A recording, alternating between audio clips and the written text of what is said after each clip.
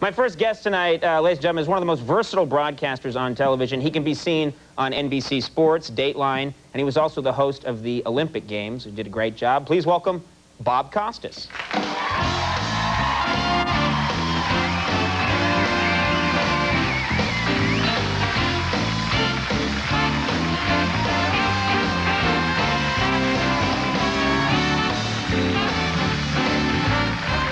Oh, thanks so much for coming. No one knew until Andy spilled the beans tonight. 20 years, little indiscretion in college. You think it's behind you? Comes back to haunt. I'm sorry, Bob. He's just that way. He talks. But I feel strangely unburdened now. It's kind of liberating. It's out there. It's in the open. Who cares now? Yeah, I'm not sorry at all, Bob. No one should apologize for what comes naturally. No, sir. No, I don't think so. Oh, I wish that would show up in a tabloid, but unfortunately I think it's won't. pretty certain to now. Yeah, I think it will. How have you been? First of all, I mean, just congratulations in general. You did a great job in the Olympics. You know, thank you. Thank you. Kind of a mixed bag for NBC. I don't know if you heard this just the other day, Conan. As part of NBC's settlement with Richard Jewell, at the next Olympics, he'll be working the women's gymnastics with John Tesh. Oh, yeah, it's kind of a win-win for the American viewer. Did you have a good time, actually, with the Olympics? Yeah. That's a hard gig, I would think. Well, it's an exhausting one. You know, Yeah. it's 15, 16 hours a day, and learning more about rhythmic gymnastics than you ever thought you would when you were a kid growing up as a baseball fan or a football fan. But, you know, it's an honor to host the Olympics. Sure thing. And also, speaking of honors, you achieved one of the great honors in showbiz, in my opinion. And I'm not being sarcastic. It sounds like I am, but I'm actually not. You were on Hollywood Squares, which is my longtime dream. And get this, ladies and gentlemen, not only was Bob Costas on Hollywood Squares, he was on the center square, which I think... True. Well,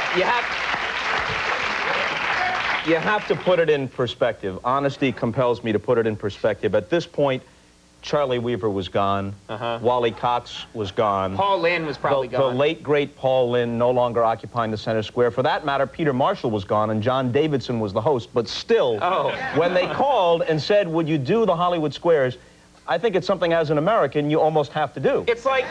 Yeah. The Hollywood Squares is like jury duty or getting drafted. You go with honor. You go with pride. It's a strange slice of Americana, and you take part. Who were the other celebrities then? What kind of caliber celebrity are we talking about? I think Willie Tyler and Lester. Sorry.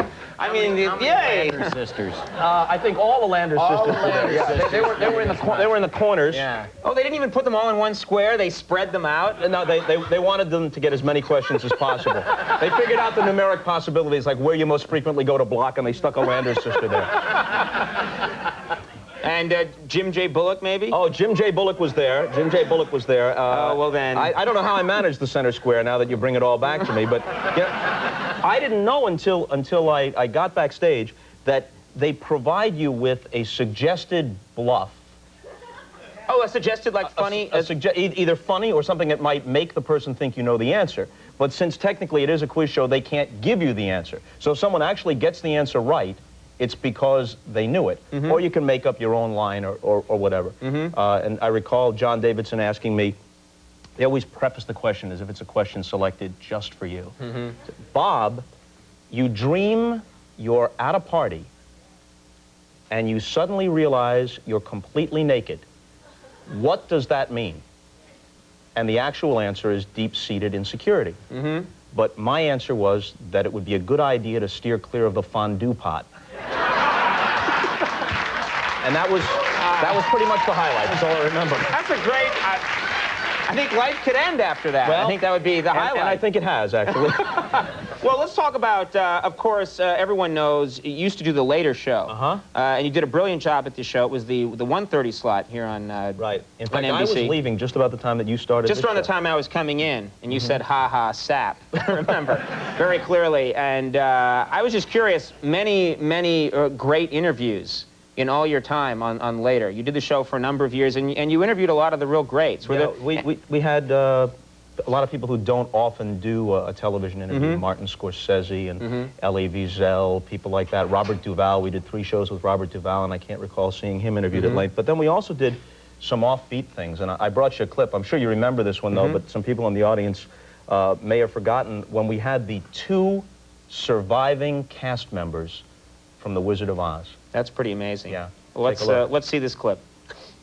All right, now, you're 84, and you are... 140. And still going strong, obviously.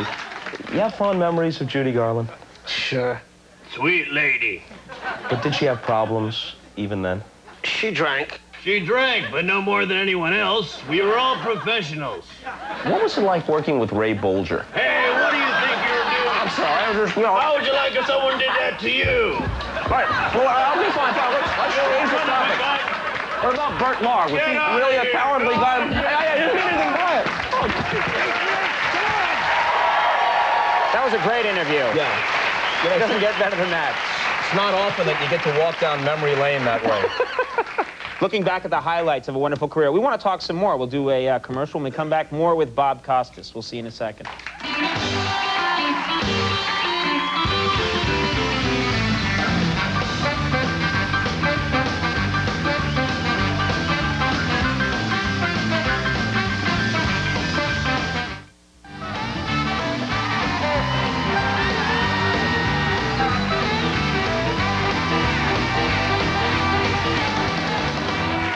Everybody, I'm here with Bob Costas.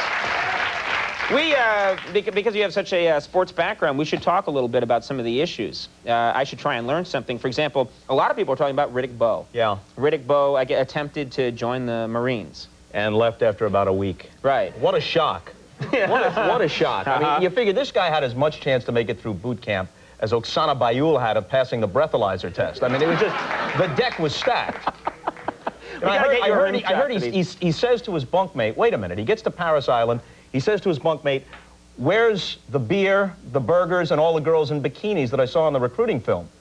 And the guy has to tell him, no, you got the director's cut. So the guy was duped, and after a week, he just had to bail. So he went there for a good time? Are you saying that he joined the Marines because he thought it's a really good time? I think he thought it would provide some discipline for him.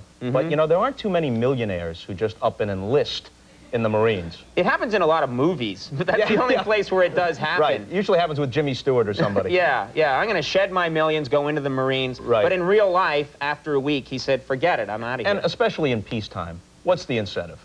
You know? Serve my country. Right. Defending the coast of Ireland somewhere, I don't know. You did and this was a little surprising to me, but you did some commercials recently. You did a commercial for TV Guide. I did, yeah. And you did one of the milk ads. And one of the milk mustache ads. Yeah, which, you know, I can't blame you for. I did one of those. But I was curious, you just didn't seem like the type to me. You're very... It came, I guess, at a time when there wasn't really much on the plate for me. I think the only offer that I had at the time was to appear as B. Arthur's love interest in a very special Golden Girls. Now, wait a minute. I hope that you took that. No, I passed on that, and it was just a fallow period in my career, and I just grabbed whatever was out there, and then you live to regret it, you know? You passed on that. I can't believe it. I did. What a huge mistake. I was a little queasy about it. But I didn't know what Andy would have to say. You know, once Andy let the cat out of the bag, it doesn't matter. Doesn't matter. Yeah, but, you know, me and B. Arthur, it's a toss-up, so... I hadn't thought of it that way, but... Apparently no one else had it. So what's going on next? We're running low on time, but what else? Well, we got the NBA coverage on NBC leading up to the NBA Finals. Everybody wondering if the Bulls can do it again, and they're on pace to win 70 or more games like they did a year ago. And we have the World Series this October, the full World Series. First time. Mr. Baseball Commissioner. Yeah. I've That was stacked nice. the audience. Yeah, in case we don't mic our audiences for good reasons, but in case people didn't hear... I thought it was Max. Yeah, Max shouted something else earlier. A man in the audience just shouted, Costas for baseball commissioner. And is that something that you would... I really don't think I'm qualified to be the baseball commissioner. I think there's a difference between a guy who, let's say, is a good political columnist and has good things to say and some insights. It doesn't mean that that person should be the president or should be a U.S. senator. I'm a commentator, and maybe I have some good things to say about baseball, but I don't think I have the administrative background to be the commissioner. I hope they get a commissioner someday, though. All right. I don't see any reason for them to rush. I mean, the acting commissioner has been the acting commissioner longer than Bill Clinton has been president, so what's the rush? So you think that your feeling is they should go out right now and get someone of the highest caliber to do the job? If such a person would take the job. Have all the fans come back to baseball, do you think, since the fully? A lot of fans have come back because there's a deep-seated love for baseball, so they've come back in spite of what the owners and players have done to the game. And at least they have some kind of deal so there won't be a strike in the immediate future. All right. Well, we got serious here at the end, but it gave me, what it did is it gave me real hardcore news credentials, don't you think? Cast a pall over the whole show, didn't it? Well, anyway, maybe someone in the audience will shout out something funny later on and make me look good. Or not. Bob Costas, it was really nice to have you on the program. Thanks for coming by. Thanks a lot. Continued success. Merle Marco, Bonnie Raitt, Little Milton. What a show. We'll see you in a little bit. Plus more cats.